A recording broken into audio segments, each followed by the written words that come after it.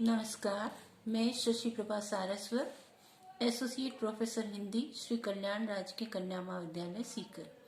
प्रिय विद्यार्थियों, YouTube channel के इस ऑनलाइन क्लास में आप सभी का हार्दिक अभिनंदन।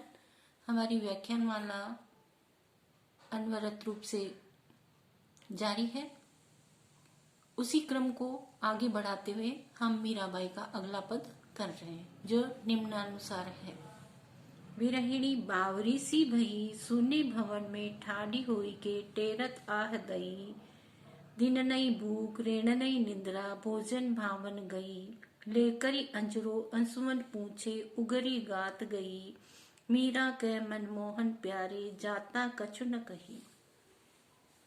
कुछ कठिन शब्द है, उनके अर्थ पहले कर लेते हैं। जैसे दई, दई का अर्थ होता है देवता या देती हुई। निंद्रा का अर्थ होता है नींद। उगरी यानी उघाड़ा। निम्नलिखित अवतरण मीराबाई द्वारा रचित मीरा मुक्तावली में संकलित पदों से लिया गया है। इसमें मीरा ने खुद को विरहिणी एवं प्रोषित पति का नायिका के रूप में चित्रित किया है और अपनी कांता भाव की भक्ति को व्यक्त किया है। कांता भाव, माधुर्य भाव की भक्ति आप सभी वैसे तो जानते ही होंगे कि अपने आराध्य इष्ट देव को पति मान करके भक्ति की जाती है। वो कांता भाव की या माधुर्य भाव की भक्ति कहलाती है। मीराबाई ने भी भगवान श्री कृष्ण को अपना पति मान करके श्री कृष्ण की भक्ति की थी। बचपन से ही भगवान श्री कृष्ण की भक्ति में अनुरक्त रहा करती थी। माता की मृत्यु के पश्चात दादा के साथ बैठे हुए भगवान की भक्ति में मंदिर में अक्सर श्री कृष्ण कन्हैया के भजन गाया करती थी और दादा से कृष्ण भगवान की कथाएं सुना करती थी। एक दिन कोई बारात जा रही होती है और मीरा, जो कि बालिका है, अपने दादा से पूछ बैठती है कि ये घोड़े पर बैठ करके कौन जा रहे हैं। तो दादा उत्तर देते हैं कि ये बेटा कोई किसी की बारात जा रही है और दूल्हा घोड़े पर बैठ के जा रहा है और अपनी दुल्हन लेकर के आएगा।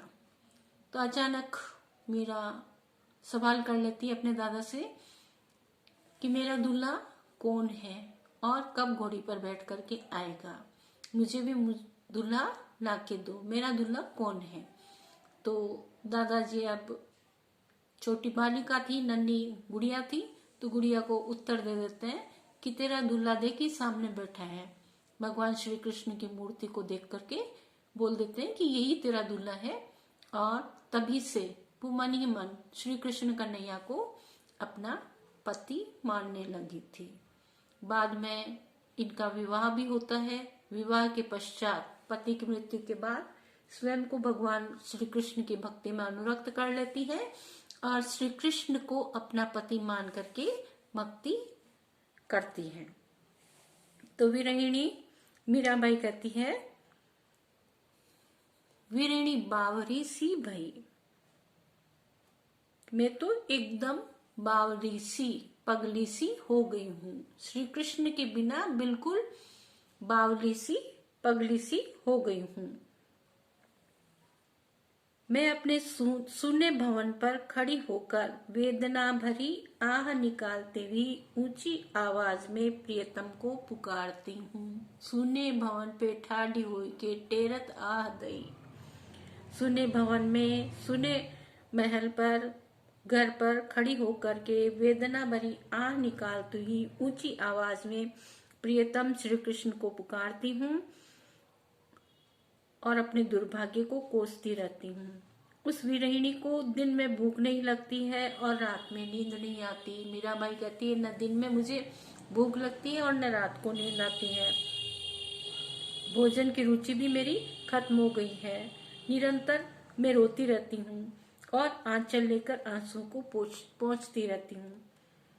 तो कभी उघाड़े गात या खुले बदन में ही घर से बाहर आ जाती हूँ। अर्थात अत्यधिक विरह वेदना से मीराबाई कहती है कि मैं अपने शरीर की सुध बुध खो बैठती हूँ और खुले शरीर में अटारी पर खड़ी हो जाती हूँ। मेरे वस्त्र कहीं उड़ रहे हैं और मुझे अपनी सुध बुध नहीं रहती।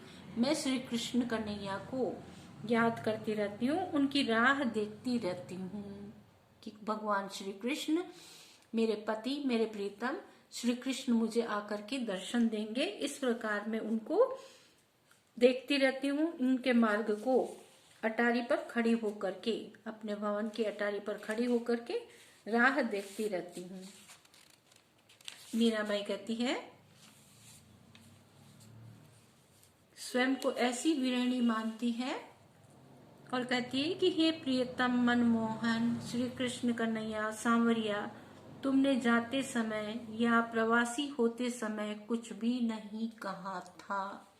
मैं तो तुम्हारी प्रोसित पति का नायिका हूँ। तुम जब गए तो जाते समय मुझे कुछ भी कह करके नहीं गए। मैं विरह में व्याकुल बनी हुई हर समय बावली सी सुने भवन में अकेले खड़े खड़े आपका इंतजार करती रहती हूँ, प्रतीक्षा करती रहती हूँ और आपको, हे कृष्ण कन्हैया, आपको पुकारती रहती हूँ। न तो मुझे दिन में भूख लगती है और न रात को नींद आती है। भोजन अच्छा नहीं लगता, कुछ भी कार्य करने को मन नहीं करता। जब से आप गए हो सब कुछ सुना सुना लगता है। विरह वेदना मुझे सताती रहती है। आप कब आकर के मुझे दर्शन दोगे? और जब आप गए तब भी हे मनमोहन, आपने कुछ भी नहीं कहा कि आप कब लौट करके आओगे। कोई भी संदेश मुझे नहीं दिया। विशेष टिप्पणी के अंतर्गत आपको निम्न बिंदुओं को अंकित करना है। वीरणी के पागल होने का वर्णन करने में उसके कई कारण भी बतलाए गए हैं। प्रियतम प्रवासी होते समय कुछ कहकर जाए तो प्रियतमा को विरह व्यथा कुछ सही हो जाती है, परंतु प्रियतम जाते समय कुछ न कहकर गए और फिर वेदना का अंत कहाँ हो पाता है। कि अगर जाते समय कृष्ण कुछ कह करके जाते कि मैं इतने समय बाद लौट करके आऊंगा, तो वह पीड़ा फिर भी सहनीय हो जाती है, परंतु ये तो ऐसा ही पीड़ा दे करके गए हैं, कुछ भी न बता करके चले गए। अनुप्रास और काव्यलिंग अलंकारों का प्रयोग हुआ है। उधरी गात गई मुहावरे का प्रयोग भाव गांधीर्य की दृष्टि से बड़ा ही प्रशंसनीय है। तो मीरा की विरह वेदना यहाँ बड़ी ही मार्मिक भावपूर्ण दृष्टि से प्रस्तुत की गई है।